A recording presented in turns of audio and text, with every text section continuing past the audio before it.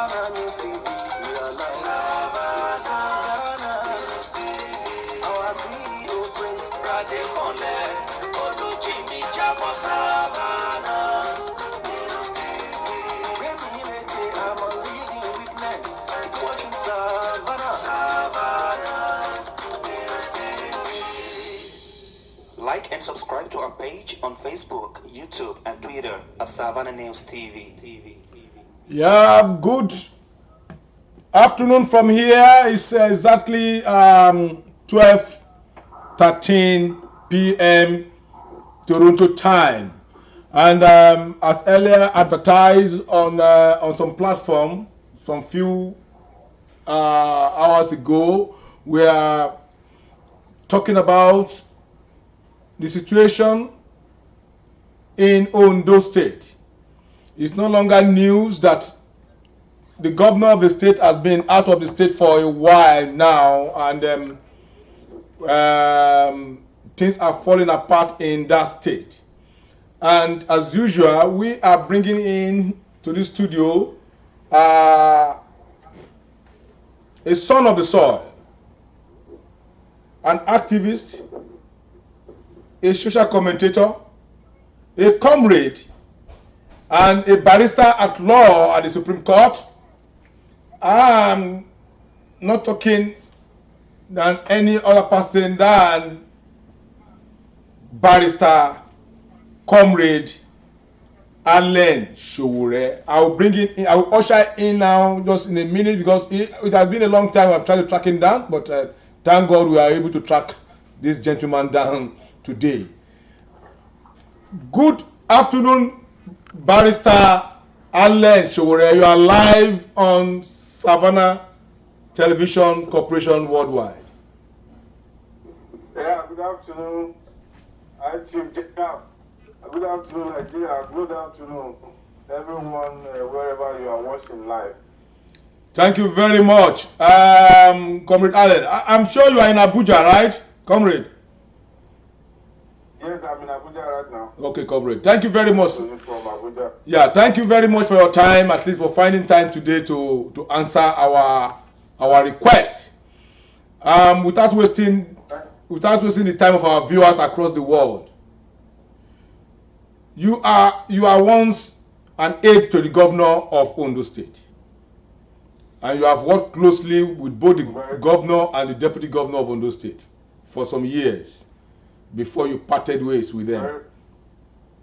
Very well. Yeah, please. What is really happening in Ondo State right now as we speak?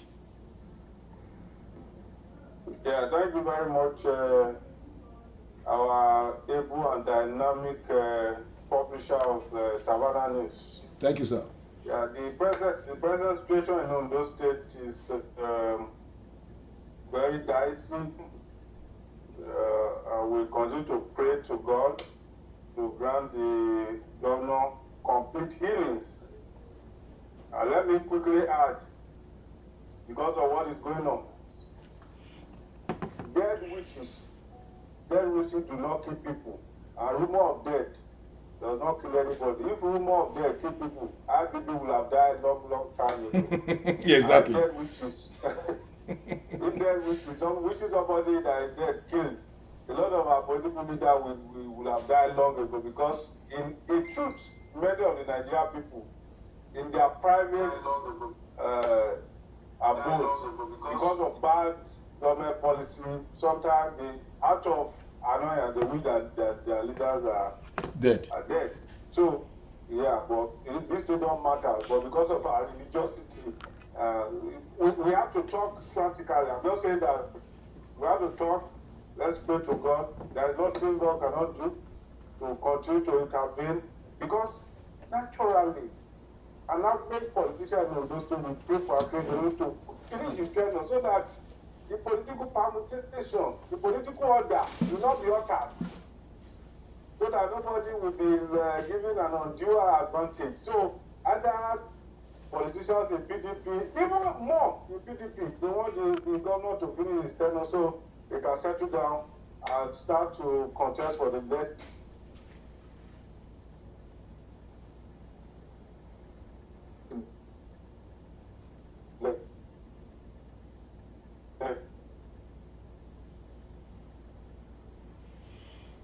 We're having issues with the network.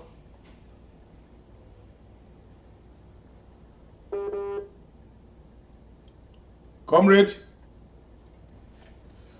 Can you hear me? Yes, you are off a little bit. You just came up now again. Please, you can go ahead, but maybe you have to go back from where you said the state is in jeopardy. Maybe we'll start from there again. Our viewers are still watching. Yes, I said it. Okay. Yeah, the situation in those State is very dicey, very, very dicey. But we continue to pray for God intervention and the complete restoration of Governor Akeredolu's head so that he can return to his duty post.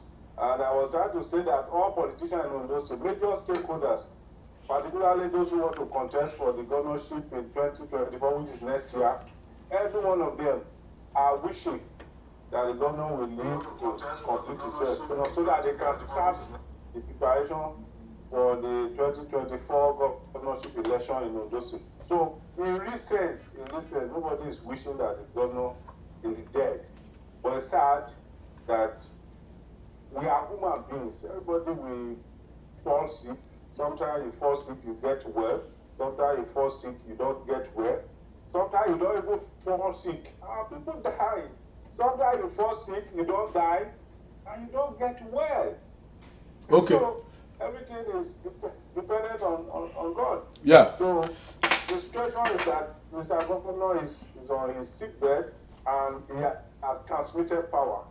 We have to commend him for that. He has successfully transmitted power. And just the day before yesterday, on July specifically, he transmitted or restated that the mistake he made in the first letter of transmission of power, where he put a specific date, July 7th to be precise, that when he will return. I consider that as a mistake because when you are sick, you are not the one treating yourself, you are not God, you are not even the doctor. You cannot say, I am sick, I am feverish, by tomorrow I should be okay. No, everything is dependent on God and the medical team, or even your body system, how you respond to treatment. So he has corrected that by sending another letter to the State House of Assembly, and this time without any specific time. In other words, it's indefinite. So, Barrister, as a lawyer, is there no time frame that you can leave your duty post at that level? When you just mentioned that indefinite. Indefinite means that you can hold us to ransom till next year. If it's not around next year, we'll still be operating in the state as an acting capacity. In law, is it allowed? Yes. This is the situation that has time. If the governor had, for instance, refused or unable to transmit to the State House of Assembly that he will be going on leave and that he did not write or notify the State House of Assembly, that is what the Constitution puts time. That one, it can only last for 21 days. But where the governor or the president, as the case may be, has successfully transmitted power to his deputy or his vice, then there is the Constitution did not put any time because the governor is not a civil servant, he's not a deputy director. That's why in the first instance that he has a deputy. This is a matter of health. You cannot put time, but the Constitution has a provision in section 189 and 191 where the governor is incapacitated. But there are conditions. Before you can declare somebody who is incapacitated, then the Constitution makes provision that 4 medical doctors and with his personal physician, in other words, his own personal doctor, must examine him and satisfy that he's incapacitated. In other words, he cannot get well again. But we don't pray for that. And I'm very sure with the level of dishonesty in our public life in Nigeria, no medical doctor will satisfy somebody incapacitated, even if he's incapacitated in natural sense. So I don't see us getting to that stage because of our dishonesty. Yeah, but Barrister, you just mentioned that statement, incapacitated. Just about a few days ago, the national chairman of his own party, according to the news report we had, that he said the governor of Ondo State is incapacitated. How do you just support that from a high level authority? I mean, in that making that kind of a statement. What is the repercussion? What is the whatever? I mean, the significance in Ondo State governance? Yeah, that is hasty, and it's unfortunate that it's coming from the mouth of the chairman of his own party. What the constitution made provision for is a medical doctor. If Ali Madu, Senator Ali Madu, who is the chairman of Abdullah Adamu. Abdullah Adamu, if he has been a medical doctor, and even though if he's a medical doctor and he's not assigned to examine the governor, he cannot even declare him incapacitated. But even in this case, he is not a medical doctor. I think he's just acting on an information that he got.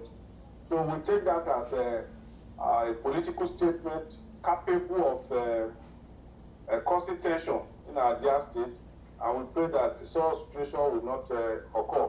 But as a matter of fact, he was referring to that provision of the Constitution as contained in section 189, that in the case of incapacitation, that the governor will now be declared incapacitated, and the deputy governor will be sworn in properly this time as a governor and not an acting governor. So this will now enable the deputy governor to nominate another person who will be the deputy governor. You get it? The deputy governor will now be a substantive governor. He will now nominate another person who will now be his own deputy. So that is the situation for that. Yeah, Barrister. But we are not there yet. Yeah. I'm that we will not get. Yeah, Barrister. But you know, there is doubt everywhere in the state, and with our investigation, people are doubting whether actually those letters came from the governor himself, because what they are saying is that ab initio, at the beginning of this saga, the governor did not even give power. He didn't transfer power to his deputy until there was outcry up and down. Because for about almost a week there was a vacuum. Nobody knows who is even in charge of the state, and with the secrecy surrounding the health of Akeredolu, because even leaving Nigeria abroad, they didn't allow anybody to know, because it was an afterthought that he now say they send a letter to the assembly and all those stuff, and people are demanding that why can't you just, Mr. Governor, if you can send a letter, you can sign a letter, why can't he just make a minute video to give an assurance to Ondo State people that he's still okay and he will still come back to his position, to his seat. Yeah, it is unfortunate because of our level of development that the head of the governor is kept so secret. You know, the governor has been sick for a very long time. It's now that they are now, because it's getting out of hand, they are now informing the public. This part of the challenge we have as a country, we still see our public officer as a private person. It's not private because they are using our money to treat him. You know, that's what they don't know. They are using our public fund for his treatment. So it's no longer private. We should know how they are spending our money on any medical, for any medical situation.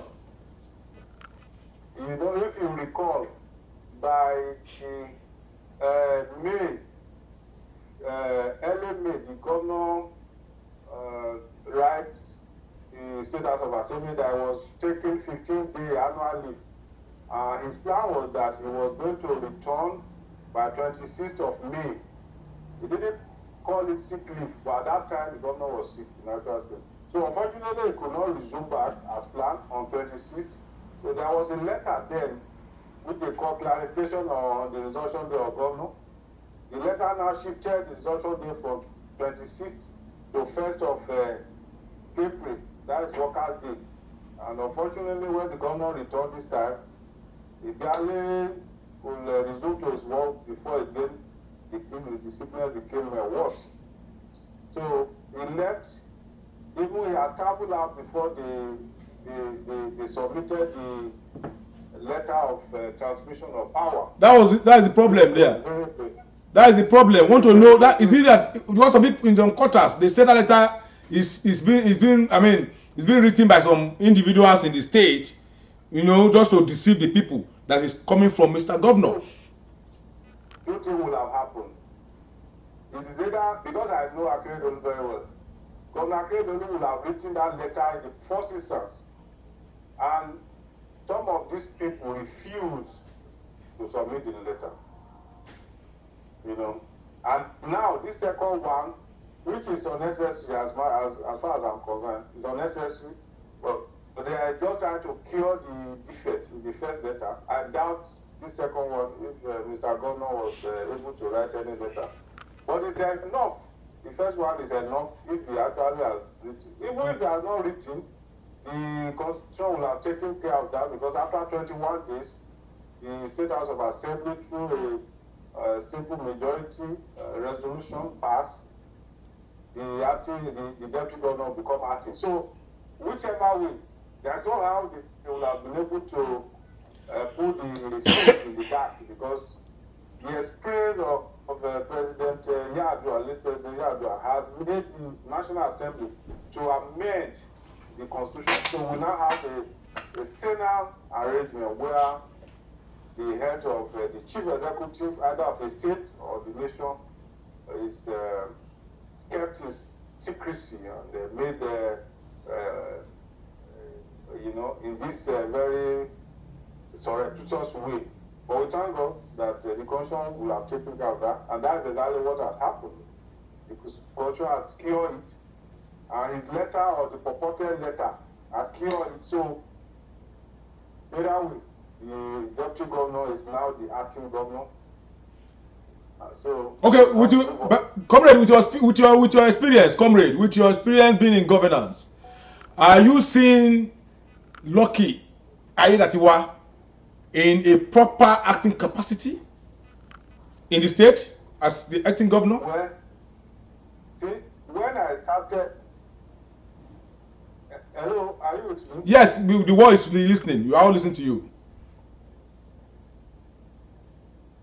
Yeah, when I started complaining about the relationship between Akeredolu and the way he treated deputy, some people thought that I was taking the personal disagreement that I had with Akeredolu to the next level. It wasn't because of that, because some of us who are lawyers, we have public interest, particularly in terms of our state at heart. That's why we were raising that alarm. You remember when I raised the alarm that Lucky is not giving accommodation? Yeah. His Excellency Lucky Aiyedatiwa, the then deputy governor, now acting governor, was not given accommodation within the government house as been the tradition. Some people say, he's Lucky complaining. Now, you have a government house that has about 20 gigantic buildings, a whole police station, a whole filling station, like a 10 or 11 generator, one mosque, one church, maybe one shrine, and there's nobody there. So you will now see the level of so please, sorry. Where is the deputy governor now? The acting governor, where is he staying now? Yeah, acting governor is still in his house, his private house in Alabaka Extension. Are you sure? He cannot force himself. Whatever I tell you, Mr. Graf, I do not come out to speak on the room. He's still in his own personal house for how many years? Almost going to more than 2 years. See his own personal house up to now. I'm a very diligent person, and when it comes to public issue, I am as bold as a lion and as sincere as a child. So when I tell you the basic facts. Nothing to add, nothing to take away. So the deputy governor is still, but now that the deputy governor is now the acting governor, why can't he use this opportunity to get into his own official residence for the first time? I do not want to speak for the acting governor because already some people are accusing me that maybe the acting governor hired me to be speaking for him. But it's far from it. The last time I spoke with His Excellency Kayidatiwa was in December 2021, and I was just teasing him. I was asking him, Your Excellency, is there no rice or Christmas gift for the opposition leader in Ondo State? He just smiled. So I do not want to speak with him or speak for him. But I can tell you that he's still in his private residence. But I can sense the feeling that, he does not want to be seen as somebody who is too ambitious, somebody who is desperate. So he's waiting patiently for the governor to return. Waiting patiently. I'm equally sure that he must be praying now because this is quite a very challenging period for him. Because when we raised the issue, when Akeredolu was treating his then deputy governor, His Excellency Agbola Ajayi, terribly, some of the people that we are defending today were supporting him. But now it is done on everybody that the problem is not actually with the deputy, the problem is with the governor. He has this overbearingness and high-handedness. He thinks or takes government office like a private office. Maybe that is one way to public to governance. But for me, it's not a tandem with the external law. It's not a tandem with it's not a tandem with best practices globally. When you have government house that is designed for the governor and his deputy, and the governor just decided to take everything.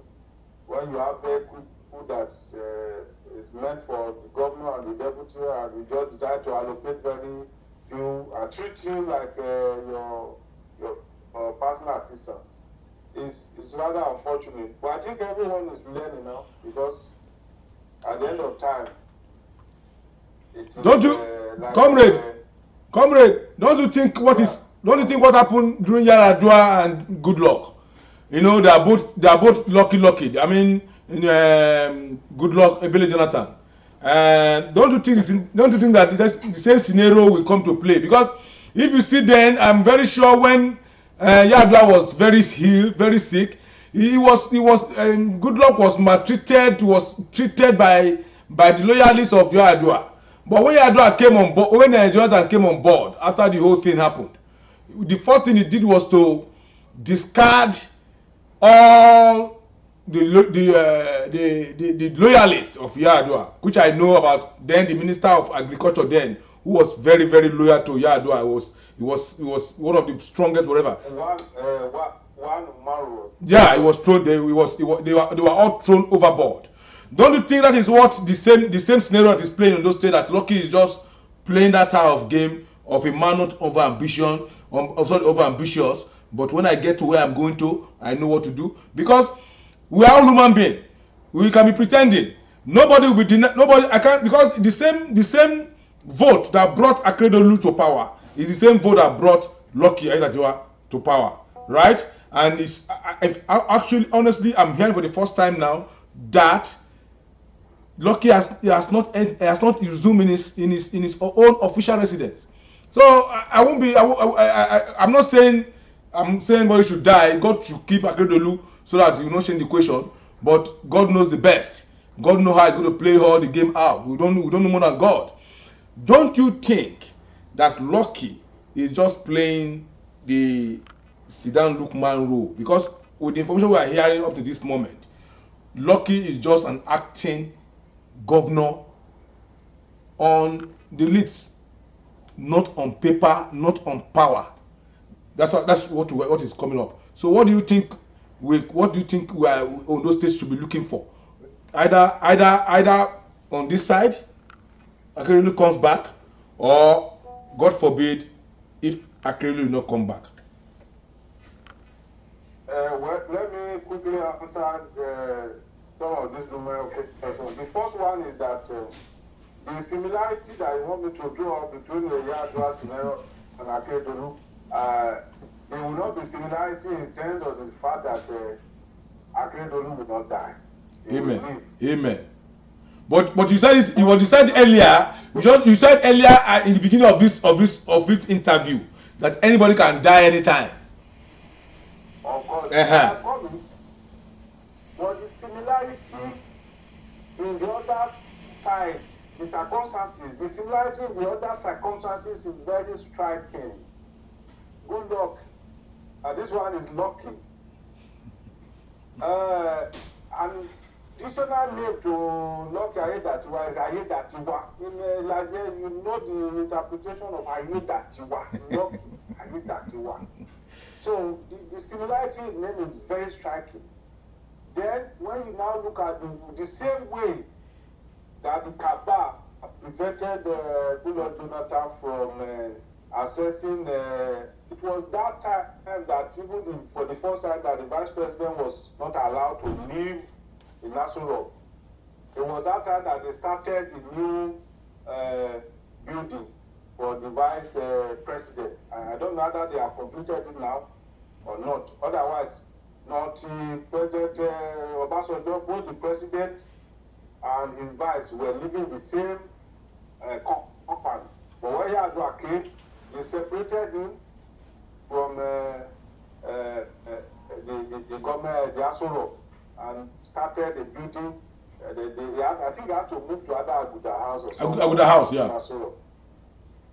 It is the same thing. Now, Lucky Ayedatiwa too is not allowed to stay in government house. So when you look at the circumstances surrounding, then you now have those who were loyal to Yadua and were not patriotic.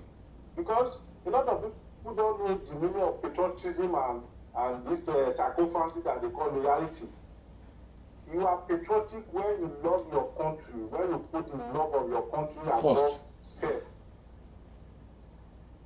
You are patriotic when you are loyal to one individual, even when he's doing something that is wrong. That is sacrifice. That is not patriotism, and it's not loyalty, because loyalty, by extension, will mean that you are loyal to your country and to your fatherland, which, in other words, could be put as patriotism.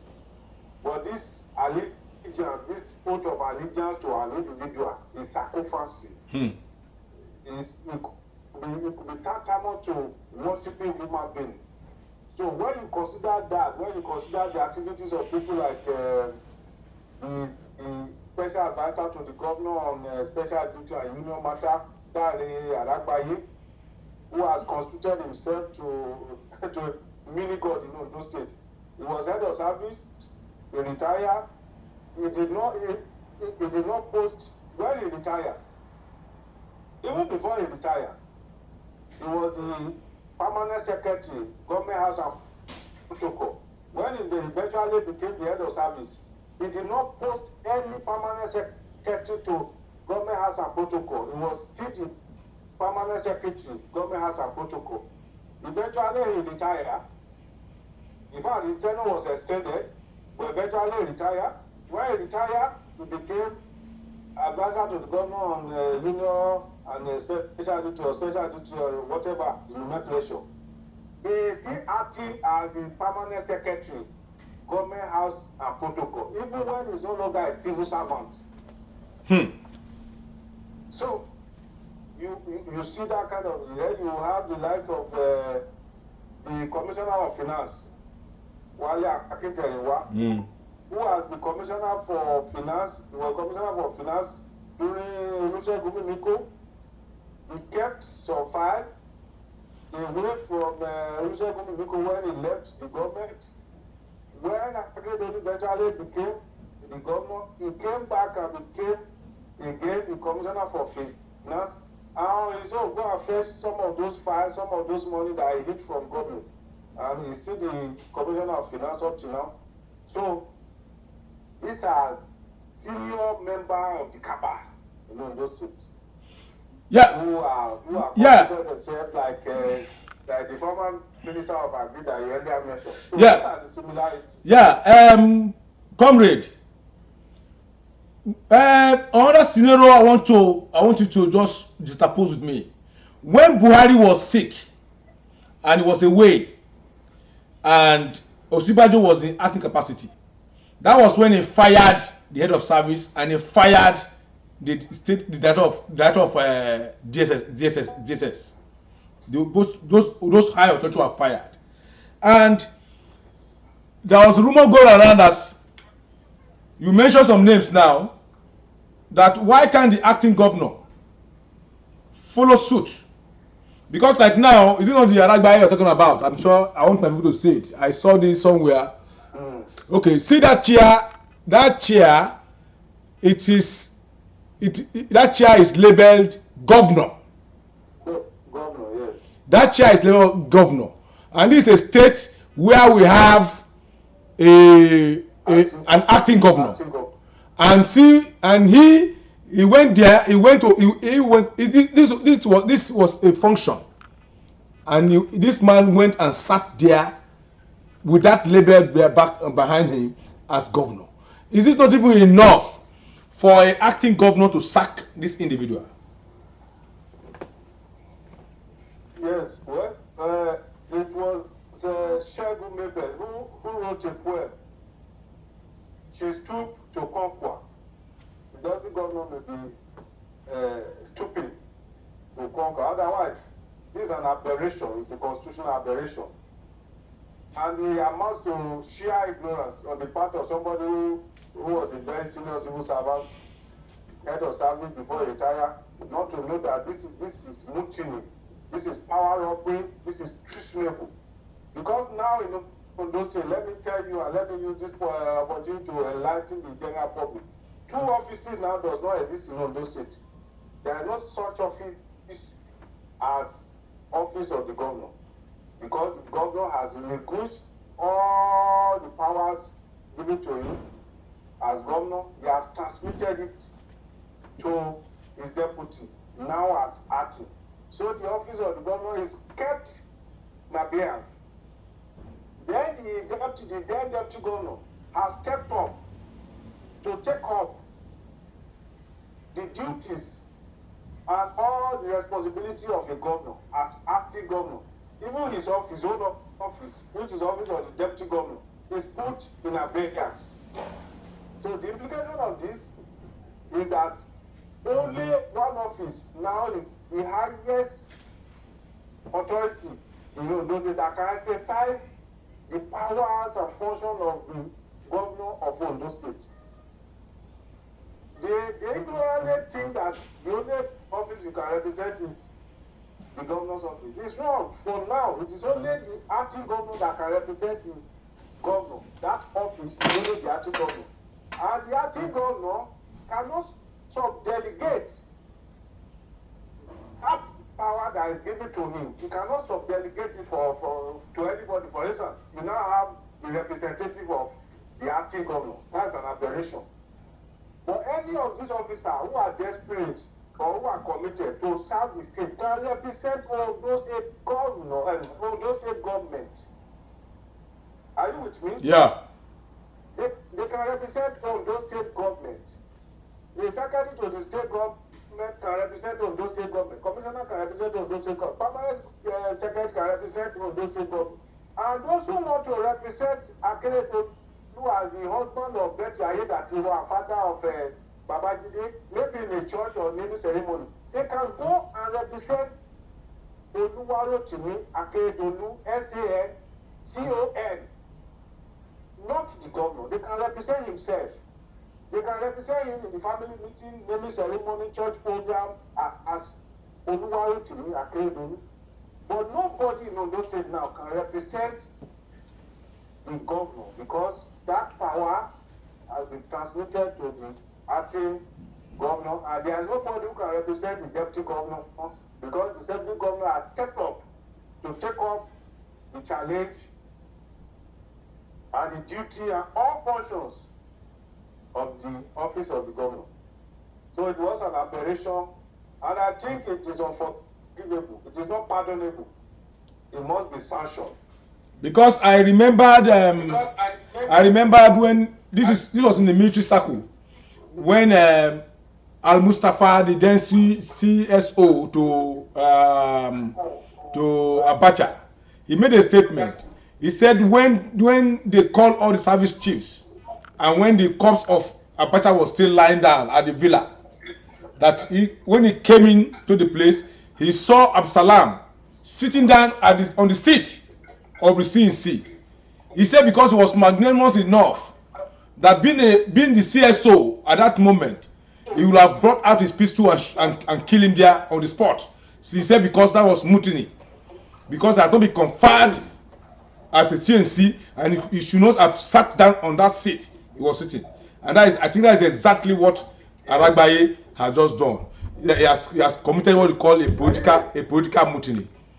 Yeah, coming back now, coming to the level of Akeredolu now. You are part of the people that shouted, that criticized Chief Ada Owerri, Betty Akeredolu, the wife of the governor, as she was preparing for lavish birthday party, 70th birthday party. You are among the people that came out and started, criticizing her. And today, few days back, she suspended that arrangement. What will have been the implication if she have gone ahead and nobody has talked at all in the state?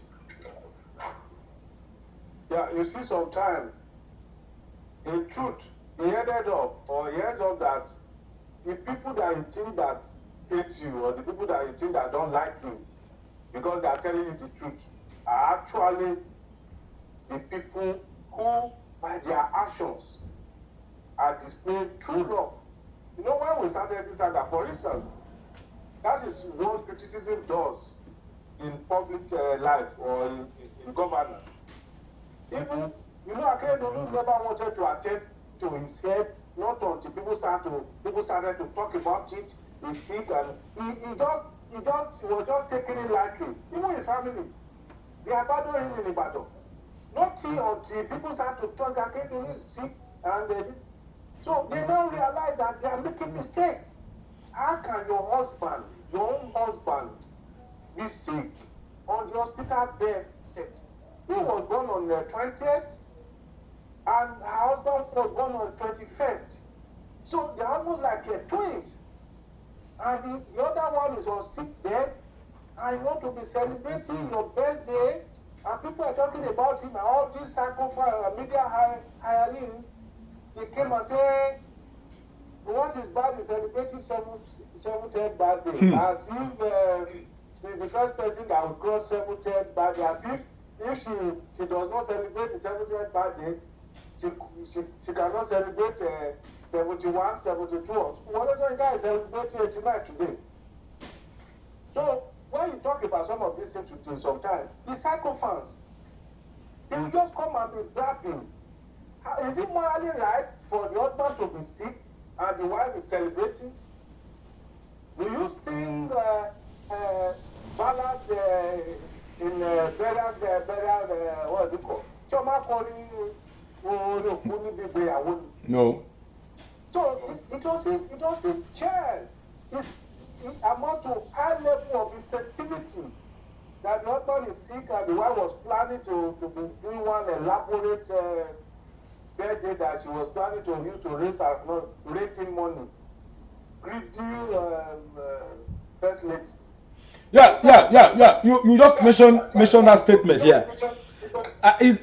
You have worked closely with them in the government, being the aide to the governor for years, and you are on ground too. Have you? I think we have other first ladies in other states that they have gestures. One, I have seen the one of Kogi State. I saw it sometimes going on the media. That was about last year, where he was giving out money to the people of the state to alleviate their sufferings. Please, with your experience with the government, this government, has there been any time that our first lady, when we got to office in 2017, she started this Fuwosu, and I already informed my wife that there is something going on, that the wife of the governor is giving her, or the wife of the political officer that together.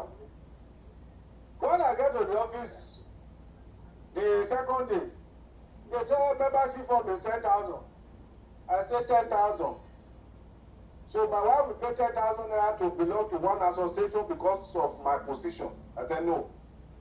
So that was how we stopped it. And I said, please don't be offended, you are not going to participate, because for me, I see it as morally wrong for anybody to collect that amount of money just to register for that kind of organization.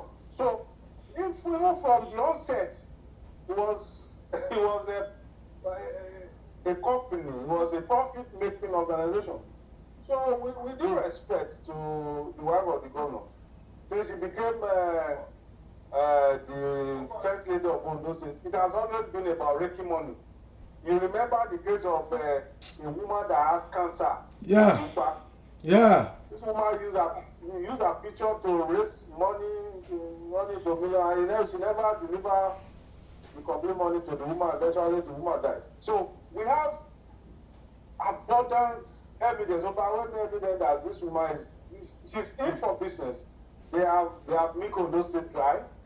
On those state is now all destroyed property on those state. They have bought it over. But again, you have been seeing governors who have businesses and they are successful at raking their business house and collecting back their debt. So for me, those property they are acquiring it on behalf of Ondo State government. Yeah, Barrister, let's come to that level. You have just mentioned on that level now. Look, Agagu spent 6 years as a governor. I cannot pinpoint to his house or to Sheyi's house in Akure. Apart from the small house, I know his house in Nijodo. I don't know that house is up to 3-bedroom flat that he has. Mimiko was a governor. I cannot pinpoint to Mimiko's house in Akure, apart from the one I know in Ondo town. But here we are. We have the Akeredolus. I learned that most of the buildings in Alabaka, filling stations in Akure, have been taken over by this family. What are you looking at as a proper Ondo State blood? What are you looking at post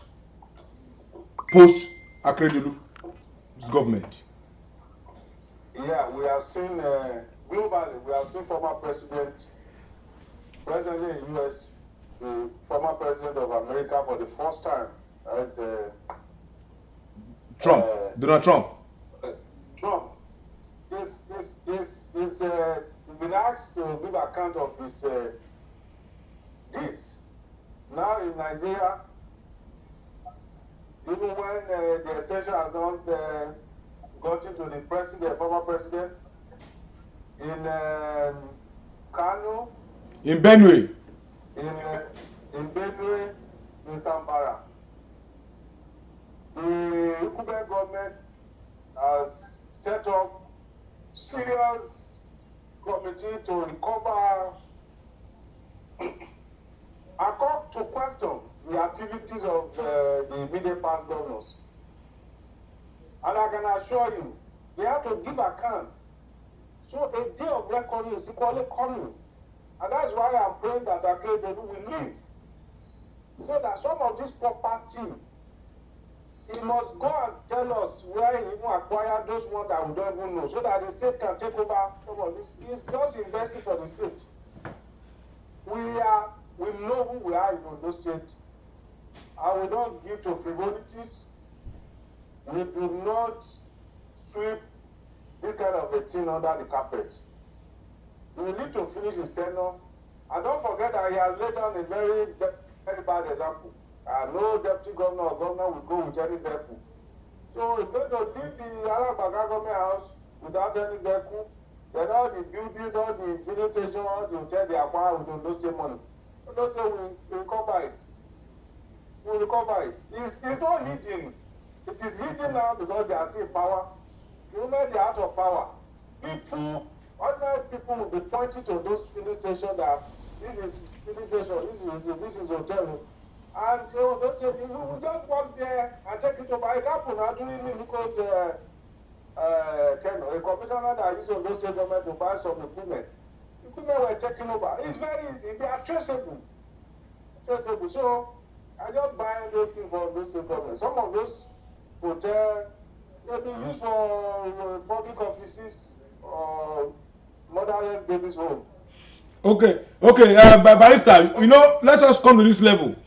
You mentioned that 3 major players now in Ondo State, that they are more than the acting governor. They are the one ruling the state, according to our investigation. We have Babajide Akeredolu, the son of Akeredolu, who is the DG. We have Raimi, who is the commissioner for works, and we have Aragbaye. These 3 people are the one that is calling this shot in Ondo State. What our investigation shows that the statement of the national chairman of incapacitated, according to what we heard, it was when these 3 people went and submitted list of federal appointments to the national party, to the national secretariat. That was when the chairman of the party, national, said, "But I learned who signed this document." He was asking them. I learned that the governor is not too okay. So who gave you all these names? Because according to the information we had, they went and wrote names of their cronies and themselves for national appointment, for federal appointment, and that was where that thing came from. So now I am asking that what is the real function of an acting governor if this type of thing is happening in a state where we are saying we have Lucky as the acting governor? Is he afraid? Is he playing the full role, or is he a fool that he doesn't know what to do? I'm just giving it to you, sir. Thank you very much. Let me commend you, your activities, and I commend myself, even if nobody commends. No, you are trying, sir. If not because of our little activities and the creating awareness to happenings in Ondo State, these guys have committed quite numerous atrocities in the name of Akeredolu. But now, because don't forget that they plan to use somebody from as the Speaker of Ondo State House of Assembly. We thwarted it. Yeah. They plan not to transmit power to Loka Edatiwa pretend as if we fought against it. Yeah. We thwarted it. So all these things they plan that a lot of people that they plan. But again, let me use this opportunity to raise the consciousness of the good people of Ondo State. Our institution within the state, particularly banks. One of the most powerful instruments that the government signed is what is called schedule. That is the final document that is signed to bank so that bank can release money. We learned that there are a lot of some of these documents that they are now backdating it. Any bank that honor schedule that is carrying the signature of Governor Oluwarotimi Akeredolu, who has transmitted his power to the deputy as acting after the proclamation made, because that is the importance of the proclamation. The proclamation is to announce to the whole world that, look, in case anybody bring my signature to you, I am on sickbed to have transmitted power. I don't have any power to approve now. That is why Section 190 put it that until the governor transmit To the contrary, that is bad. He himself cannot exercise that power. Like what they are doing now, where there's another guy that we have not mentioned. Is Alabi, is this chief protocol to the governor. His name is Alabi. Yeah. We issue what is called itinerary in the name of the governor.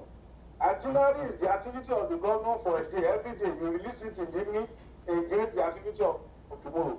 He will issue itinerary directing the acting governor to go to one function or the other. Whereas he's supposed to take instruction from the acting governor, then issue itinerary based on the plans and activities of the acting governor, not the governor who has transmitted power already. So, if you say the forwarded list of beneficiary of certain appointment using false signature or using proxy, I will not honestly, I will not argue it and I will not disagree because that is exactly what they want to do.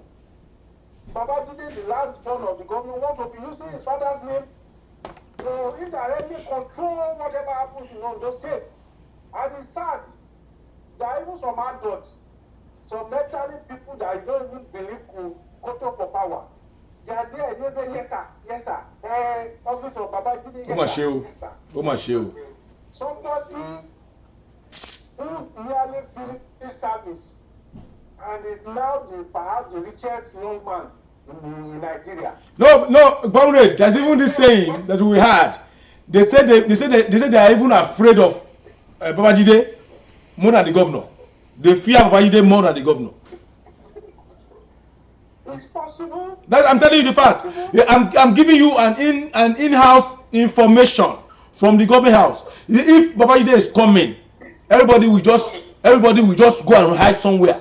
They fear, but if the father is coming, he's a liberal man, nobody cares. But Babajide himself is coming. That they fear Babajide more than the father. Because you remember very well when they wanted to do the conduct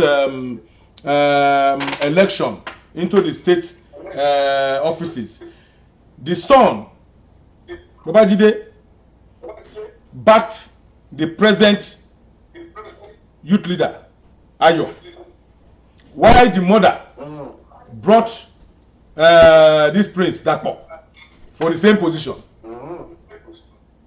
So the mother brought a candidate who was backing Dapo Adepoju, who is a prince in Akure kingdom.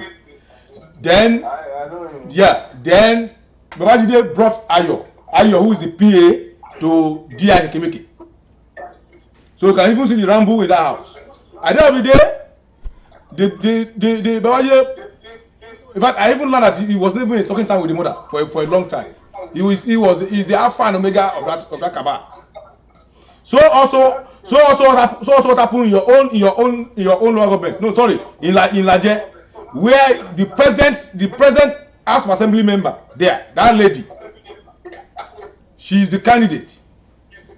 In fact, we had it on information. I don't know if it's true that it's the girlfriend to Babajide. He's the candidate of Babajide, and Babajide makes sure that girl, that lady, which I felt like they say is married. That lady emerged and won the election. That's to tell you how powerful, how they are afraid of this young boy in the state. So you just mentioned the state, and you are a full-fledged Ondo State indigene.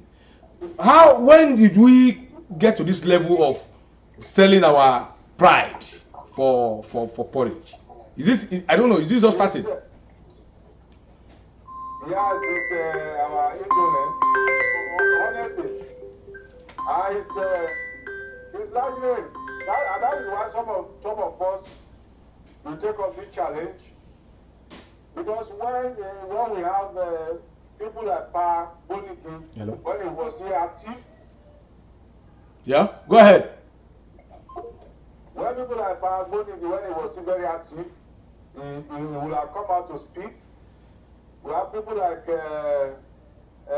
Olufalaye, he would have come back. But unfortunately, you know, Olufala lost one of his children during Miko's tenure, so and since that time he has not been very active in state matter. But we can forgive them because these are now elderly people. We need young Bible people who can take up the challenge and challenge these corrupt public officials who have turned the state to their personal enterprise, who have turned the state to their farmland. It's sad. But because the fear of the loss of favor, I don't know what favor that you want. The only favor that every human being should crave for is the favor of God, the favor of Almighty God. Human being can only try. Even the most important person in your life can disappoint you. The person that you are relying so heavily on can disappoint you. So I challenge my colleagues who are still relatively young to speak up. Let us buckle down and take up the challenge and restore our state to its place of pride. Ondo State is never like this. We have never been this docile like this. We are all of a sudden we have become so docile. Now somebody will just come from nowhere and talk down on the entire people of Ondo State. And nobody talks. Everybody just accept and swap alone. How? Even when Agredo himself, when he was very active, he would have spoken. When Yadua was sick, I never wanted to really give power to Jonathan. Agredo, who was then former NBA president, was one of the most vocal person who was agitating for the rule of law, constitutionality. He was speaking. But I can understand. For instance, I look like people like Charles Titiloni, who is now the Attorney General of the state. He will have been writing, he will have gone to court. But now the Attorney General, you want him to go to court and face his principal? No. No, it's you know you don't talk while you eat. He's eating and so you cannot talk. I don't have very difficult thing is that you know on those house. After this tenure now, by our arrangement, it is the doctrine of Ondo State. But everybody in Ondo State want to be the next governor. They want to be the next governor. So they do not want to say anything. They do not want to do anything. They do not want to even be seen. And only one person will be governor at the end of time. Thank God that even if I want to be governor, not in 2024, I accept it because they so. So I have nothing to lose. We continue to speak, we continue to defend rule of law, we continue to defend democracy, we continue to say it the way it is. And by special grace of God, his banner, protection over us, remain because either we say the truth or not. One day, so we have to answer the call of nature. So, comrade, parting words now, what is your advice to the acting governor Lucky Aiyedatiwa? Because from the feelers we are getting, Lucky is not in charge. But I read one of his story, I mean a release from him that is loyal to his boss, is loyal to Akredolu. Is it from his heart? Because he's on the seat, but he's not, he cannot act. And so what is your advice? You know, let me just tell you an instance. When this guy took over in North Korea, when he took over from his father, people are looking at him. He's a small boy, he's a young boy, whatever. What he did first was he took the junior brother to his father, who was a general. He executed him immediately because that one was looking down on him. But why to show to the country that I'm in charge? Don't dare me. He took the junior brother to the father, who was a general in the army. He took him and said that he was going to execute him. He was executed. And when he did that, everybody, you know, everybody was, they were all in place doing the normal thing, giving him the normal respect. Don't you think that Lucky need to take some drastic step for him to be relevant as the acting governor of Ondo State? Yes, like you mentioned, in our dialect or Yoruba generally, they say, one feeling do come on, bet here. In other words, you cannot be thrown as a hawk and you cannot hunt the chicken. But he has issued a statement which, for the first time, raises my hope and the hope of every other person who knows that there will not be gap in governance and I remain loyal to his boss or the governor, which is the normal thing to say. That we are loyal, but there won't be gap in governance. So we expect more from him. We expect him to speak more, and we expect him to act more. Action. Because at the end of time, if he fails to act, it will invariably mean that he's equally disobeying the instruction of the governor. You now see where we talk about loyalty, because the governor has instructed that I'm traveling for my assets, please act. That's an instruction. And now he must carry out that instruction to the latter, because there's no limit to the power the acting governor can exercise and the power of the substantive governor. There's no limit. The only limit is the name. Every other thing, you can sign approval, you can pay salary, you can award contract, you can appoint, you can sign contracts on behalf of the state government, you can represent the state government in a national body like the State Economic Council, you can attend governors forum, he can do everything. He can back, he has red barrel. As a matter of fact, he can sign for the execution of a condemned criminal. He can sign, go execute him, because it is red barrel. So his power is limitless. So we look forward to see more action. He must address the state. Then the people too, we must continue to pray for him, that God should guide him. We must equally continue to pray for the governor to recover, so that our state will not lag behind. Look at the embarrassment that they have just caused us at the federal level because of some imposture. Because of the lacuna. We must not allow the lacuna to linger. I'm very sure from our advocacy, from our proactiveness, some of these people have been put to check, like the name we mentioned. I say not a good number of them, but I can assure you, finally, that the next time, and I'm saying this, I'm not bragging, it's a promise. The next time I see anybody apart from the acting governor representing the governor in any function with overwhelming evidence that, like you showed them here, I'm going to take them to court. We will restrain them. This is it's here. Let the whole world see it. It's here. See it. That's what I'm saying. That is it. Imagine you went to a governor is governor. Governor, the level is not acting governor, not represented. Sometimes you put it representative of the governor. This one is just governor, and you went and sat there, and you have been in civil service, you have been a head of service, you have been a private secretary, so he knows the protocol. He purposely did this to spite the face of Ondo State people. Look at it. How can you go and sit on in a function, in a state function where they put a tag of governor? You went and sat there. Anyway, I think they are desperate for power. And God, as I always say, God is one that we will continue to. Well, first of all, we have to thank you for you are one of the few Ondo State people that are voicing out.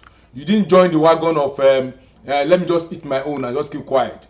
We on Savannah News Television, we commend you for that, and we are thanking you for that very great stand you took. We know that the comradeship runs in your blood. Your brother is there, Showore is there, is well known all over the world. You are here too, well known all over the world for your comradeship. And we are using this medium to tell other Ondo State people, let us stand by the truth to salvage our state. Now, appointment is coming. Nobody is routing for us in Abuja. These 3 individuals, they have hijacked the whole thing. Nobody can push. If you are Agbaye, you cannot enter any office. You cannot enter any good office in Abuja with your name, as a special advisor.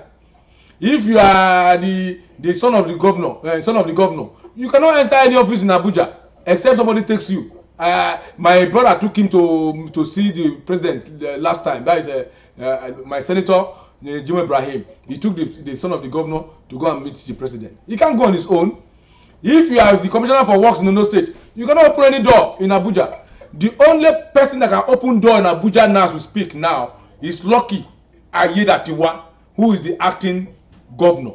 He can use that office to enter any office in Abuja to lobby for the state. But as we are now, nobody is lobbying for us. Nobody is on ground to do it. And you know, comrade, that for 8 years we have suffered as a second fiddle in the government of Buhari. For 8 years we have been Minister of State, a state of intellectuals, a state of human resources. They box us to Minister of State for 8 years, and we don't want that to repeat itself. So they should, these people that they call themselves cabal, they should please allow the acting governor to act. If the acting governor gets to Abuja in the acting capacity as a governor, he will be given the respect as a recognition as a governor to push for us. If he's the one that's taking, if the other have taken that letter, that names to the chairman of the party, the chairman of the party wouldn't have raised that issue of incapacitated at all. So you are passing word for the people of Ondo State, comrade. Before, I know you are very busy. Before you go. Yes, my parting word is that we must, like more than any other time before, this is quite challenging for us as a people bonded in companionship. We must come together and pray for our state, and we must be truthful to ourselves. We must be courageous. We must stop these few people who are taking the state, who have held the state on a chocolate. We must liberate ourselves. And I can tell you, if we are united, victory is just mile away. And we will achieve it. I want to thank everyone who has been on the side of the truth. And I want to urge you all not to relent, because I will say in Yoruba that I want to do ìlú ṣe àti àwọn tó ń bàjẹ́ wọn ò kí sùn. Those who are for the progress of the community and those who are working in the interest of the communal progress, they don't sleep. So if there's anything called witches or wizard, there are people who do not sleep while others are sleeping. They don't sleep. Let us wake up and rescue Ondo State. Let us wake up and salvage our state. Let us wake up and fight this cabal to a standstill so that Ondo State can progress. We will not lag behind in Jesus' name. Amen. Thank you very much, comrade, for your time. Thank you, and we thank you for honoring our invitation. And we are begging you again, when we need you, I hope we will still be there for us. Thank you very much for your time. I'm always available. Thank you very much, sir. Have a great day, sir. You are welcome. Gentlemen and ladies, you just heard from Comrade Allen Showore on the state of the nation, of the state of Ondo State, and you can see that he has explained everything to us, and we pray that the acting governor take over the mantle of leadership holistically, so that because it's not about him now, it's about the state. We want a state that is that can be a partaker of what is going on in the federal level. We are all aware that they are sharing position. So far, Ondo State has not gotten anything and we work so hard to vote for this government that is in place. So please, lucky, it's not about Lucky. I'm not a fan of Lucky. He knows that. I'm not his fan at all. But this is about Ondo State. The high time he takes over and let us have a sense of belonging in that state. Let the state work. Please, and also, as I said earlier, take over. You have been given the mantle of leadership. Take over the state, and so that the state will not be as a standstill. As we speak now, some individuals I just mentioned, 3 of them I just mentioned, they are the ones that have taken the state by the jugular.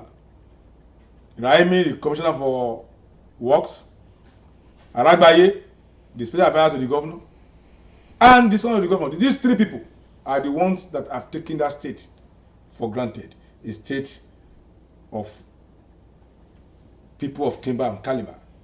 So you can imagine. But God will see us through. We are in a very trying period at this moment, and I pray that we get it right. Good day from here, and have a pleasant day. Like and subscribe to our page on Facebook, YouTube, and Twitter at Savannah News TV.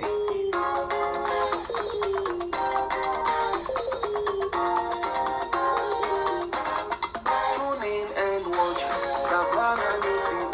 We are live. Savannah News TV. We create awareness about a place in Africa. Savannah News TV. We are distinct, we are focused to deliver top-notch news in Savannah News TV. Equitable reporting without fear or favor. Savannah News TV.